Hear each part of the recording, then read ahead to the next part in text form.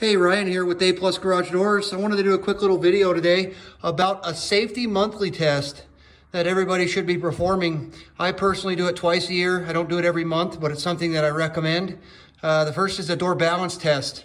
It also is the emergency release cord. What you do is you just come out to your garage, you pull the red rope here, and you disengage it from the door.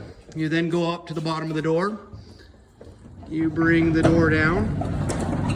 And you test for the balance of the door, making sure that the door doesn't want to come slamming down to the ground and that the door is in balance. Once the door goes all the way down, I then lift the door up to make sure that the door has no issues going up or down. You can see that it's sitting about 2 inches off the ground and it's supported entirely by the springs up here. The springs are the moving engine of the door. They allow the door to lift this door about 600 pounds. So that's one test you should be doing, making sure that the door is operating properly. The other is the safety eye test.